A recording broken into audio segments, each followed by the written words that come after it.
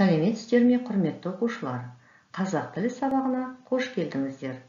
Бүгінгі сабақтың тақырыбы әлемдегі ірі кітапханалы бөліміндегі буккроссинг ерекшелігі тақырыбы және үстеудің емлесі. Оқу мақсаты: мәтіннен негізгі және қосымша ақпаратты, көтерілген мәселені анықтауға бағытталған нақтылау сұрақтарын құрастыру, үстеудің мағыналық түрлерін ажырату, синонимдік қатарларын түрлендіріп қолдану. Бағалау критерийлері: нақтылау сұрақтарын құрастырады, нақтылау сұрақтары арқылы мәтіннен негізгі және қосымша ақпаратты, көтерілген мәселені анықтайды, үстеудің мағыналық түрлерін ажыратады, синонимдік қатарларын түрлендіріп қолданады. Үстеудің емлесі: негізгі және туынды түбір үстеулер көбінесе айтылуынша жазылады.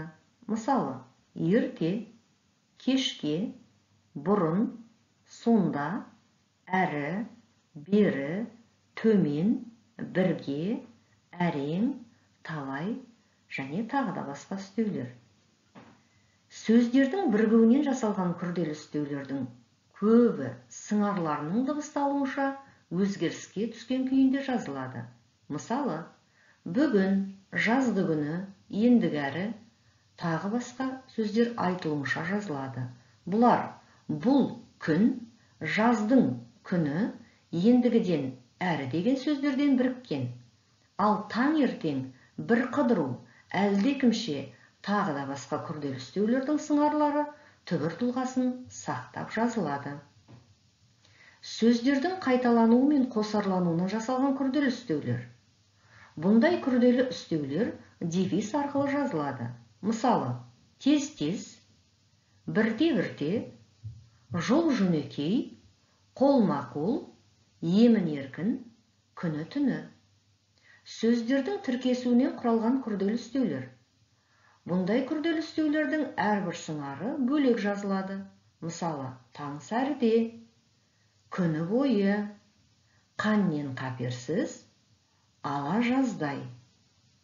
Мінекей оқушылар, сіздер үстеудің емлесі туралы ережені түсіндіңіздер, яғни әр үстеу қалай жазылатынын білдіңіздер. Енді сабағымыздың тақырыбы бойынша буккроссинг сөзі деген нені білдіреді? Осыған мән берейік. Буккроссинг ағылшын тілінен аударғанда кітаптың айналыста жүруі деген мағынаны білдіреді екен. Буккроссинг өзің оқысаң, өзгеге табыс ет қағидасына негізделген хобби мен адам және кітап арасын жақындататын, кітап оқуға шақыратын қоғамдық қозғалыстардың бірі. Буккроссингтің ережесі бойынша кез келген адам өзі оқып бітірген бір кітабын қоғамдық көпшілік орындарда, саябақта, кафеде, кітапханада және тағы да басқа орындарда қойып кете алады. Кейін бұл кітапты тауып алған басқа адам оқиды. Оқып болған соң, ол да сол кітапты орнына тастап кетеді. Дәл осылай ол кітапты басқа оқырман оқи алады. Буккроссингтің мақсаты кітапты адамдарға оқыту үшін айналымға жіберу.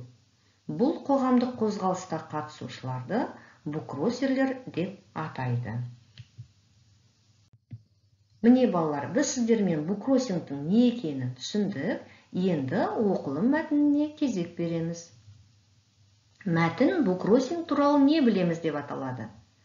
Кітап біздің асып таспайтын асыл досымыз. Француз философы Дени Дедро кітап оқуды қойған адам ойлауды да қояды деген екен. Технология атаулы қанша дамып жатыр десек те, қай заманда болмасын, кітаптың орны биік тұрар сөзсіз. Алайда қазіргі кезде кітапхана мен кітап дүкендеріне барудан қалып бара жатқанымыз өтірік емес.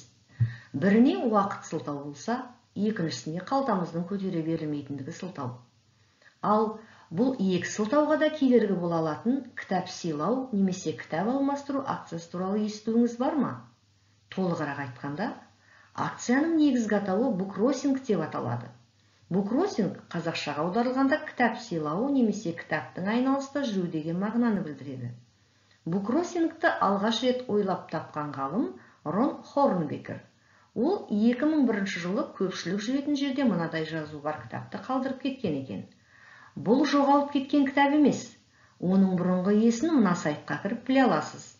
Кітапты оқып біткесін, оны әрі қарай саяхаттауға жіберуіңізге болады.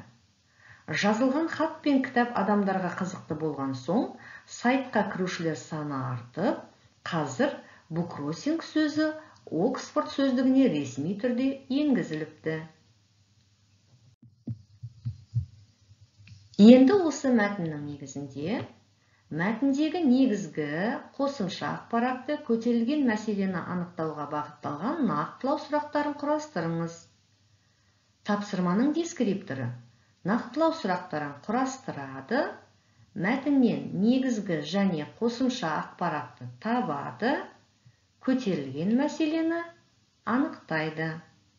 Бірінші бағанға нақтылау сұрақтарын жазыңыздар, екінші бағанға негізгі ақпаратты, үшінші бағанға қосымша ақпаратты, төртінші бағанға көтерілген мәселені жазып шығыңыздар.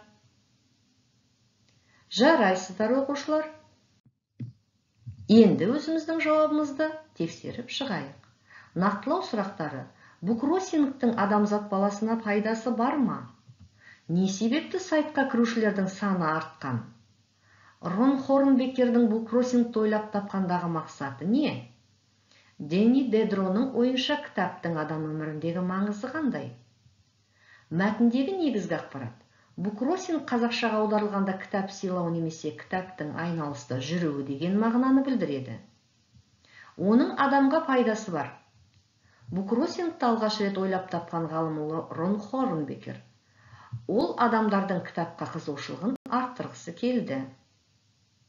Қосымша ақпарат: француз ғалымы Дэнни Дедро кітап оқымайтын адамдарда ой болмайтынын айтқан. Жазылған хат пен кітап адамдарға қызықты болған соң сайтқа кірушілер саны артып, қазір буккроссинг сөзі Оксфорд сөздігіне ресми түрде енгізілген екен.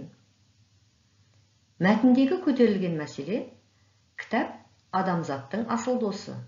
Кітапты сыйлау және айналысты жүргізу арқылы адамзат баласының кітап оқуға деген қызығушылығын арттыру. Жақсы. Екінші тапсырма.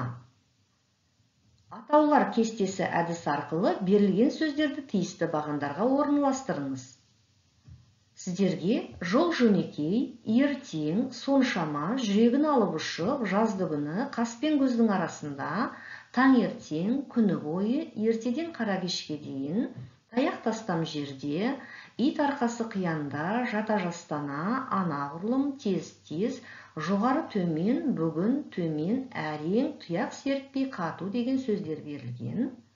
Тапсырманың дескрипторы күрделі үстеулерді біледі, үстеудің мағыналық түрлерін ажыратады, тұрақты тіркестердің синонимдік қатарын табады. Бірінші атау: күрделі үстеулерді бірінші бағанға жазасыздар, екінші атауда үстеудің мағыналық түрлерін көрсетесіздер, үшінші атау бағанында тұрақты тіркестердің синонимін үстеумен көрсетесіздер.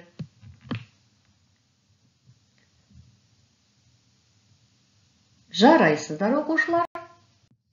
Енді дұрыс жауап пен өзіміздің жауабымызды салыстырып көрейік. Күрделі үстеулер: сөздердің қосарлануы, қайталану арқылы жасалған үстеулер. Жол жөнекей, жата жастана, тез-тез, жоғары төмен. Сөздердің бірігуі арқылы жасалған үстеулер. Жазды күні, таңертең, бүгін. Сөздердің тіркесу арқылы жасалған үстеулер. Күні бойы, ертеден қара кешке дейін.